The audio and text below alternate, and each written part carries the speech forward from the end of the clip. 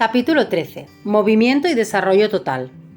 Actualmente se considera el movimiento desde un nuevo punto de vista. A causa de errores y malentendidos, siempre se ha considerado como algo menos noble de lo que realmente es. Sobre todo el movimiento del niño, que ha sido tristemente olvidado en el campo educativo, en el cual se confiere toda la importancia a la enseñanza intelectual. Solo la educación física ha tomado en consideración el movimiento, pero sin reconocer su conexión con la inteligencia. Pasemos a examinar la organización del sistema nervioso en toda su complejidad. Ante todo tenemos un cerebro y luego los sentidos que recogen las impresiones para transmitirlas a aquel, en tercer lugar, los músculos. Pero, ¿cuál es la finalidad de los nervios? Los nervios comunican energía y movimiento a los músculos, la carne. Este complicado organismo consta, por tanto, de tres partes. 1. El cerebro, el centro. 2. Los sentidos. 3. Los músculos. El movimiento es la meta final del sistema nervioso. Sin movimiento no se puede hablar de individuo. Incluso un gran filósofo, al hablar o escribir, utiliza sus músculos. Si no da expresión a sus meditaciones, ¿qué finalidad tendrían? Es decir, que sin músculos sería imposible la expresión escrita o hablada de sus pensamientos. Si observamos los animales, vemos que su comportamiento solo se expresa a través de los movimientos. Por tanto, para el hombre no debemos olvidar esta particular expresión de su vitalidad. Los músculos son considerados como parte integrante del sistema nervioso, que en todas sus partes pone al hombre en relación con su ambiente. Por ello se le denomina sistema de relación, porque pone al hombre en relación con el mundo inanimado y animado, y por tanto con los demás individuos, mientras que sin ese sistema no existirían relaciones entre individuo, ambiente y sociedad. En comparación con los demás sistemas organizados del cuerpo humano tienen finalidades egoístas, porque están destinados exclusivamente al servicio del cuerpo del individuo. Solo nos permiten vivir, o como decimos, vegetar, y por ello se denominan sistemas y órganos de la vida vegetativa. Los sistemas vegetativos solo sirven para ayudar al individuo a crecer y vegetar. El sistema nervioso sirve para poner al individuo en relación con el ambiente. El sistema vegetativo ayuda al hombre a gozar del máximo bienestar, de la pureza del cuerpo y de la salud. El sistema nervioso se considera desde otro punto de vista. Nos da las impresiones más hermosas, la pureza de pensamiento, una continua aspiración a elevarnos, pero el sistema nervioso no debe rebajarse al nivel de la pura vida vegetativa. Si se sostiene el criterio de la simple pureza y de la elevación del individuo, se lleva al hombre a las esferas de un egoísmo espiritual, lo cual constituye un gravísimo error, quizás el más grande que se pueda cometer. El comportamiento de los animales no solo tiende a la belleza y a la gracia de los movimientos, sino a finalidades más profundas. Del mismo modo, el hombre tiene una finalidad que no es solamente la de alcanzar una mayor pureza y belleza espirituales. Naturalmente puede y debería apuntar siempre a la perfección de la belleza física y espiritual, pero si limitase su finalidad a esto, su vida resultaría inútil. En efecto, ¿de qué servirían el cerebro y los músculos? En el mundo no existe nada que no forme parte de una economía universal, y si tenemos una riqueza espiritual, una refinada conciencia estética, no la tenemos para nosotros solos, sino para que estos dones nuestros pasen a formar parte de la economía universal espiritual y sean utilizados en favor de todos y de todo. Las funciones espirituales son una riqueza, pero no una riqueza personal. Se deben poner en circulación para que los demás puedan gozar de ellas. Deben expresarse, utilizarse para completar el ciclo de relaciones. Incluso la elevación espiritual, buscada por sí misma, no vale nada, y se transcurriría la mayor parte de la vida y su finalidad contemplándola. Si creyéramos en la reencarnación y dijéramos, si ahora vivo bien, en la próxima encarnación tendré una vida mejor, hablaríamos por boca del egoísmo. Habríamos reducido el nivel espiritual al vegetativo. Si siempre pensamos en nosotros y pensamos en nosotros en la eternidad, somos egoístas para la eternidad. Hay que considerar el otro punto de vista. No solo en la práctica de la vida, sino también en la educación. La naturaleza nos ha dotado de funciones. Estas funciones deben completarse y deben ejercerse todas. Hagamos una comparación. Para poder disfrutar de buena salud deben funcionar los pulmones, el estómago y el corazón. ¿Por qué no aplicar la misma regla del sistema nervioso de relaciones? Si tenemos cerebro, sentidos y órganos del movimiento, deben hacerse funcionar en todas sus partes sin excluir ninguna. Si queremos elevarnos y refinar, por ejemplo, nuestro cerebro, no alcanzaremos nuestro objetivo si no hacemos funcionar todas las partes del cerebro. El movimiento quizás podrá ser la última parte que completa el ciclo. En otras palabras, podemos alcanzar una elevación espiritual a través de la acción. El movimiento se considera, desde este punto de vista, el movimiento forma parte del sistema nervioso y no puede dejarse a un lado. El sistema nervioso es un todo único, aunque está constituido por 3 partes. Puesto que forma una unidad, para ser más perfecto deben hacerse funcionar en su totalidad. Uno de los errores de los tiempos modernos es considerar el movimiento por sí mismo, separado de las funciones más elevadas. Se piensa que los músculos existen y que solo deben ser utilizados para mantener la salud del cuerpo en las mejores condiciones. Por ello se cultivan los ejercicios y los juegos gimnásticos para mantenernos eficaces, para respirar profundamente o bien para asegurarnos un mejor desarrollo de las funciones digestivas y del sueño.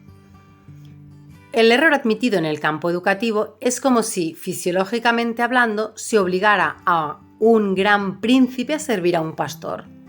Este gran príncipe, el sistema muscular, es utilizado y reducido a ser un mero instrumento del sistema vegetativo. Este grave error conduce a una ruptura, la vida física por un lado y la mental por otro. El resultado es que como el niño debe desarrollarse tanto física como mentalmente, debemos incluir en su educación ejercicios físicos, juegos, etc. Porque no podemos separar 2 cosas que la naturaleza ha dispuesto unidas. Si consideramos la vida física por un lado y la mental por otro, rompemos el ciclo de relaciones y las acciones del hombre quedan separadas del cerebro. El verdadero fin del movimiento, por tanto, no es favorecer una mejor respiración o nutrición, sino servir a toda la vida y la economía espiritual y universal del mundo. Los actos del movimiento del hombre deben ser coordinados por el centro, el cerebro, y colocados en su justo lugar. Mente y actividad son 2 partes del mismo ciclo. Y por unión, el movimiento es la expresión de la parte superior. Si actuamos de otro modo, hacemos del hombre un montón de músculos sin cerebro. Si la parte vegetativa se desarrolla y no existe relación entre la parte motriz y el cerebro, la autodecisión del cerebro queda separada del movimiento de los músculos. No se trata de una independencia, sino de una ruptura de algo que la naturaleza en su sabiduría había ligado. Si se habla de desarrollo mental, alguien dirá movimiento, pero aquí no viene el caso el movimiento. Estamos hablando de desarrollo mental. Y además, cuando pensamos en el ejercicio de la inteligencia, nos imaginamos a alguien sentado inmóvil. Pero el desarrollo mental debe estar conectado con el movimiento y depender del mismo. Es preciso que esta nueva idea entre en la teoría y la práctica educativa. Hasta hoy, la mayor parte de los educadores han considerado movimiento y músculos como una ayuda a la respiración, a la circulación o bien como una práctica para adquirir una fuerza física. Nuestra nueva concepción, en cambio, sostiene la importancia del movimiento como ayuda al desarrollo mental. Cuando el movimiento se pone en relación con el centro, el desarrollo mental y el espiritual pueden y deben recibir ayuda del movimiento, sin el cual no existe progreso ni salud mentalmente hablando. La demostración de todo lo que he dicho viene dada por la observación de la naturaleza, y la exactitud de esta observación deriva del hecho de que se ha seguido con atención el desarrollo del niño. Cuando se observa cuidadosamente a un niño, resulta evidente que el desarrollo de su mente se produce con el uso del movimiento. El desarrollo del lenguaje demuestra, por ejemplo, un perfeccionamiento de la facultad de comprender, acompañado de una utilización cada vez más extensa de los músculos que producen el sonido y la palabra. Observaciones realizadas con niños de todo el mundo prueban que el niño desarrolla su propia inteligencia a través del movimiento. El movimiento ayuda al desarrollo psíquico, y este desarrollo se expresa a su vez con un movimiento y una acción ulteriores. Por tanto, se trata de un ciclo, porque psique y movimiento y una acción porque psique y movimiento pertenecen a la misma unidad. También prestan ayuda los sentidos, porque el niño que no tiene ocasión de ejercer una actividad sensorial tiene un desarrollo inferior de la mente. Ahora bien, los músculos, la carne, cuya actividad depende directamente del cerebro, se denominan músculos voluntarios, lo cual significa que son movidos por la voluntad del individuo, y la voluntad es una de las mayores expresiones de la psique. Sin la energía volitativa, la vida psíquica no existe. Por tanto, resulta que puesto que los músculos voluntarios son los músculos que dependen de la voluntad, estos son un órgano psíquico. Los músculos constituyen la parte principal del cuerpo. El esqueleto y los huesos tienen como finalidad sostener los músculos, los cuales pertenecen por consiguiente a este conjunto. La forma que contemplamos del hombre y del animal está constituida por músculos unidos a los huesos. Estos músculos son voluntarios, los que dan al ser la forma que percibe nuestra mirada. Los músculos, que son casi infinitos, presentan un gran interés por su forma. Algunos son delicados, otros macizos, otros cortos, algunos presentan formas alargadas y todos tienen funciones distintas. Si hay un músculo que funciona en una dirección, siempre hay otro músculo que funciona en dirección opuesta. Y cuanto más fuerte y refinado es este juego de fuerzas que funciona en dirección opuesta, más refinado es el movimiento resultante. El ejercicio que se realiza para llevar a cabo un movimiento lo más armónico posible es un ejercicio capaz de crear más armonía en el contraste. Por tanto, lo que interesa no es el acuerdo, sino el contraste armonizado, la oposición en el acuerdo. No se tiene conciencia de este juego de oposiciones, pero gracias al mismo se crea el movimiento. En los animales, la perfección del movimiento viene dada por la naturaleza. La gracia del salto del tigre o bien el brinco de la ardilla son debidos a una riqueza de oposiciones puestas en juego para conseguir esta armonía de movimientos, como una complicada maquinaria que trabaje a la perfección, como un reloj con cuerdas que giran en direcciones opuestas. Cuando todo el mecanismo funciona bien, tenemos la indicación exacta del tiempo. El mecanismo del movimiento, por tanto, es muy complicado y refinado. En el hombre, antes del nacimiento, no está preestablecido y debe ser creado y perfeccionado a través de experiencias prácticas sobre el ambiente. El número de los músculos del hombre es tan grande que le permite realizar cualquier movimiento. Por consiguiente, no hablamos de ejercicios de movimiento, sino de coordinaciones de movimiento. Esta coordinación no se encuentra realizada, debe ser creada y construida por la psique. En otras palabras, el niño crea sus propios movimientos y una vez creados los perfecciona. Por tanto, en este trabajo hay una parte creativa que se realiza a través de una serie de ejercicios y luego el desarrollo de lo que se ha creado. El hombre no tiene movimientos limitados y fijos, sino que puede dirigirlos y mantenerlos bajo control. Algunos animales poseen una habilidad característica para arrastrarse, correr, nadar, etc.